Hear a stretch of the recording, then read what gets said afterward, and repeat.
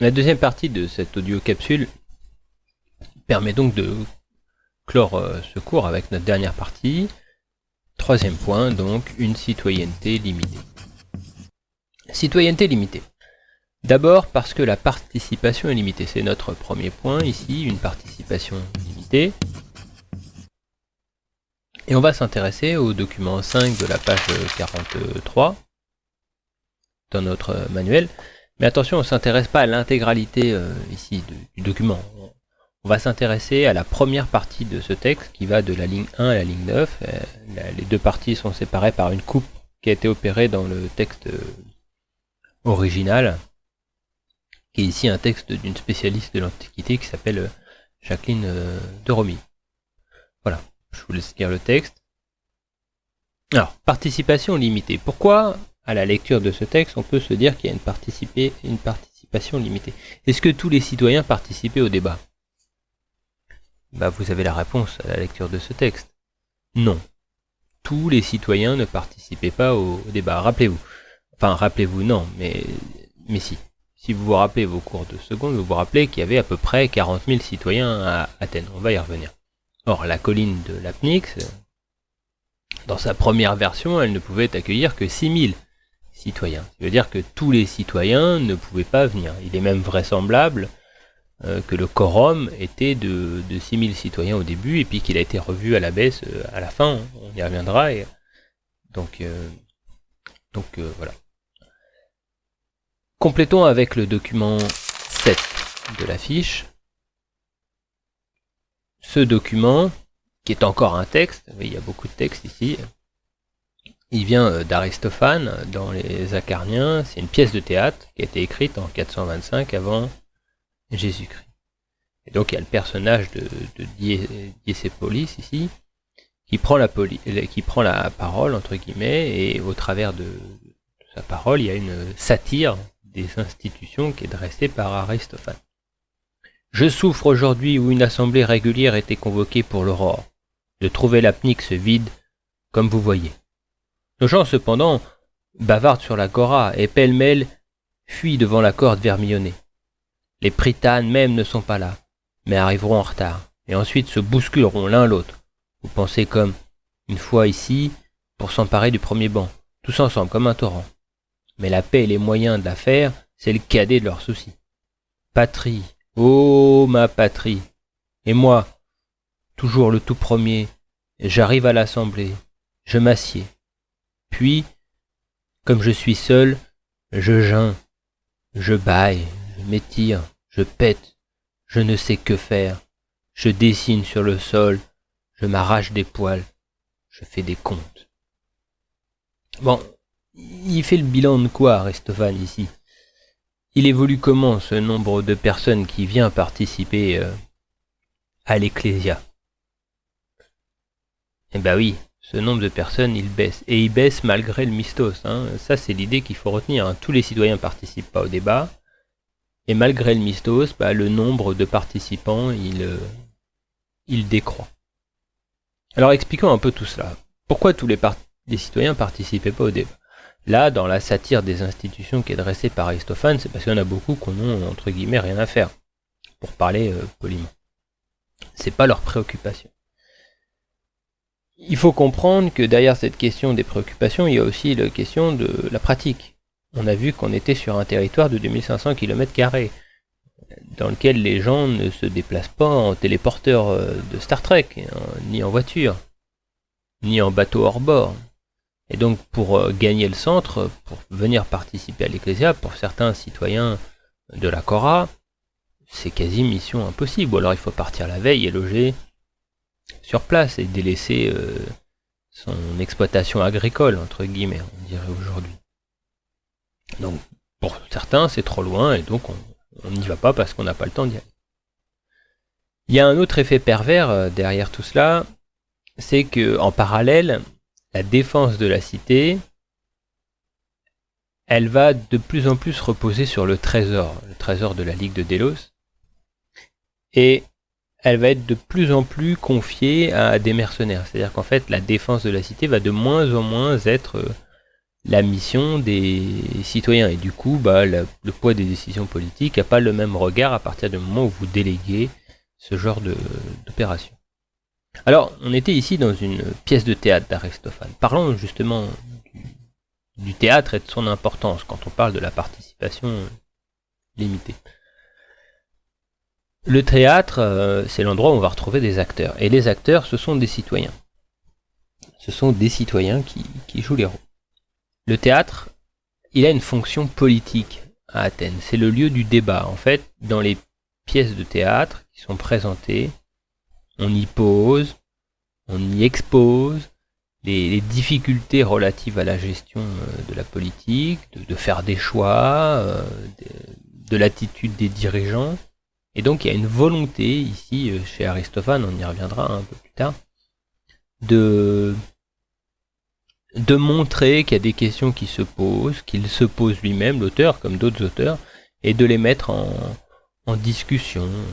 Vous repensez peut-être à ce texte que vous avez sans doute étudié en seconde, où on a Thésée et le héros, l'un et l'autre, qui vont défendre leur système politique, l'un considérant que la démocratie est le meilleur des systèmes, et l'autre considérant que non, ça peut pas être le meilleur des systèmes, puisqu'on tire au sort les gens, et si on tire au sort les gens, on peut avoir des gens incompétents qui se retrouvent au pouvoir, alors que les gens compétents, du coup, ils se retrouvent écartés. On a ici une critique du système du tirage au sort qui ne plaisait pas à tous les citoyens. Hein. Il ne faut pas imaginer que tout le monde considère à l'époque que la démocratie est quelque chose de génial. Il y a plein de gens qui vont dire non, c'est pas une bonne idée que chacun soit à égalité. Moi, je suis plus riche que lui, et pourquoi j'aurais les mêmes droits que lui. Vous voyez, finalement, ces débats qui traversent la démocratie d'autrefois traversent toujours la démocratie d'aujourd'hui sous des formes diverses. Donc, c'était notre premier point, une participation limitée. Alors, on l'ajoute pas, mais il faut le retenir aussi. La cité verse une indemnité aux pauvres, aux citoyens qui n'ont pas beaucoup d'argent et qui viennent assister au spectacle de théâtre, parce qu'on considère vraiment que c'est quelque chose d'important pour la vie de la cité. Deuxième point, une citoyenneté discutée. Bon, citoyenneté discutée, on est ici dans une certaine transition avec ce qu'on vient de voir, il y a un débat, il y a une discussion. Alors revenons sur l'un de ces débats, justement, au travers d'un autre texte d'Aristophane. Donc on s'intéresse ici au document 8 de la fiche, les Guêpes, qui a été écrit vers 422 avant Jésus-Christ. Vous pouvez le consulter aujourd'hui aux éditions de la Belle Lettre. Hein. Il a été publié pour la version qui nous sert de source ici en 1998. Et il a été traduit, ce texte, par Hilaire Fantael. Alors, une autre satire nous est donnée ici sur la démocratie athénienne. Alors, recontextualisons un petit peu ce moment de l'œuvre. Admirateur du démagogue Cléon, qui a augmenté le Mystos en 424 avant Jésus-Christ, le personnage, Philocléon, justifie sa passion immodérée pour ses fonctions de juge au tribunal de l'Élie. Qu'y a-t-il de plus heureux qu'un juge? Je prends place au tribunal, et je ne fais rien de tout ce que j'ai promis. Mais j'entends des voix d'une foule d'accusés qui réclament leur acquittement. Voyez! Quelle caresse ne fait-on pas alors au juge? On me supplie comme un dieu d'absoudre par pitié pour eux. N'y a-t-il pas là une grande puissance? Et tout cela, sans avoir de compte à rendre, privilège qui n'appartient à aucune magistrature. Quand je rentre à la maison avec mon salaire, leurs tous viennent m'embrasser pour mon argent. N'est-ce pas une souveraineté véritable égale à celle de Zeus? Car on parle de moi comme de ce Dieu même. Au travers de ce texte, ici, d'Aristophane, le document 8 de la fiche, ce que ce texte nous apprend ici, c'est qu'il y a, pour Aristophane, une remise en cause aussi des institutions et surtout de leurs utilisations.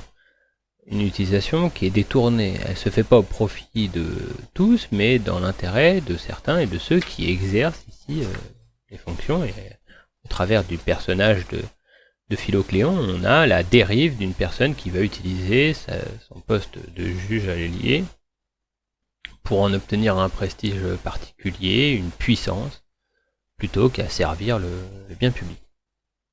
On revient sur le texte de Jacqueline de Romy, on revient sur le document 5 de la page 43, mais cette fois, nous nous intéressons à la fin du document. On va de la ligne 9 à la fin du texte.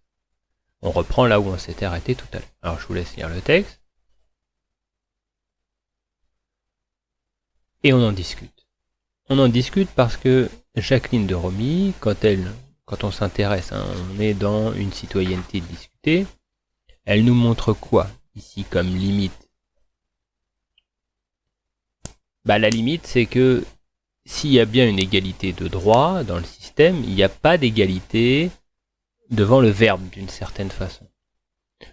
Dans l'Ecclésia, sur la colline de la Pnyx, on prend la parole en public pour défendre son point de vue. Or, le constat qui est dressé, c'est que la capacité d'éloquence de chacun des citoyens, elle n'est pas égale.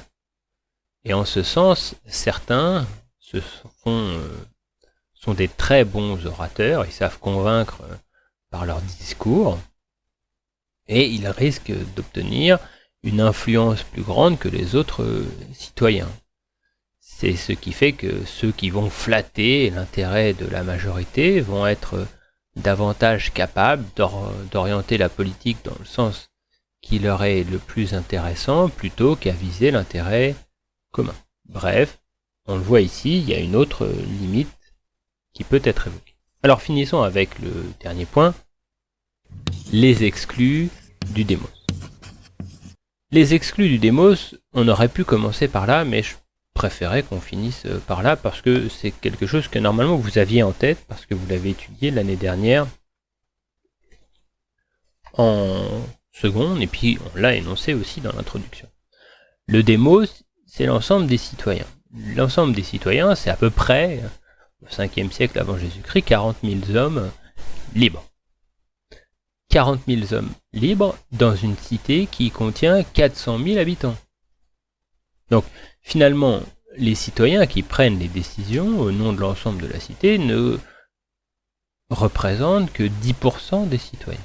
Or, ce ne sont pas 10% des citoyens, on l'a vu, qui pratiquent la politique et qui participent aux décisions. Ce sont au maximum 8000 hommes au moment de la Pnyx 2 s'ils se réunissent à l'Ecclésia. Alors les premiers exclus, les filles, vous l'aurez remarqué, ce sont les femmes, justement. La politique athénienne est un truc d'hommes. Les femmes, c'est quand même plutôt pour la reproduction et faire des enfants. Et les enfants qui sont les autres exclus de ce système. Jusqu'à l'éphébie, vous n'êtes pas des citoyens. Vous me direz, jusqu'à 18 ans en France, vous n'êtes pas non plus des citoyens. Vous êtes des apprentis citoyens. Donc ça, ce sont les premiers exclus. Alors l'air de rien, ça fait déjà 130 000 habitants, à peu près. Deuxième exclu du système, les esclaves. La société athénienne est une société esclavagiste. Pendant que certains prennent des décisions et discutent de la fonction politique, il faut que d'autres travaillent au champ. Et donc on a une population d'esclaves qui est d'à peu près 110 000. Alors ils font pas que ça, ils travaillent aussi dans des échoppes d'artisans, ils travaillent aussi comme domestiques dans les maisons. Mais on a à peu près 110 000 habitants de la cité qui sont des esclaves. Donc ça fait un nombre quand même conséquent de personnes qui sont exclues aussi de la vie politique. Et puis enfin, troisième catégorie d'exclus, ce qu'on appelle les métèques.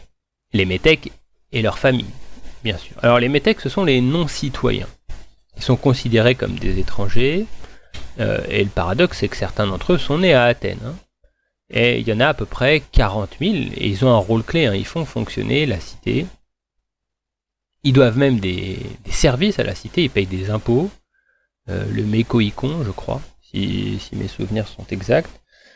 Et puis, ils doivent aussi une aide militaire à la cité en cas d'attaque. Et c'est même ce qui a permis à certains, lors de la bataille de Salamine, de devenir des citoyens en assurant la fonction de rameurs à bord des traits. Voilà. Donc, on a fait le tour de cette question. On y a passé ici presque une heure. Une fois que vous avez lu les textes en détail, etc., et que vous avez recopié le texte, bah évidemment, là, ça vous a pris 2 heures de faire l'ensemble du travail. D'ailleurs, c'est le temps de la séquence de cours qui correspondait normalement. On se demandait en problématique dans notre introduction comment les citoyens athéniens vivent-ils leur démocratie. Vous êtes normalement maintenant capable de rédiger votre propre réponse. Donc je vous rappelle que dans une conclusion, il y a une première phase qu'on attend, qui est généralement une petite synthèse qui ne doit pas excéder 15 à 20% de la totalité de la conclusion, dans laquelle on revient sur les idées qui ont été développées de façon très synthétique. Ensuite, on répond à la problématique dans un deuxième paragraphe. Il faudrait qu'on utilise les volets d'heures qui vont nous rester après les conseils de classe pour travailler la méthodologie et préparer sereinement la terminale. Et puis enfin, c'est facultatif, c'est pas obligatoire.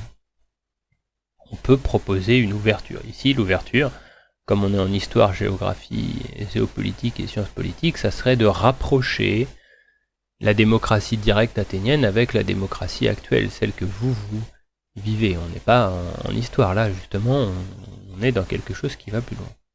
À cet effet, d'ailleurs, dans votre manuel, vous trouverez une étude intéressante du système de la démocratie directe dans certains cantons suisses.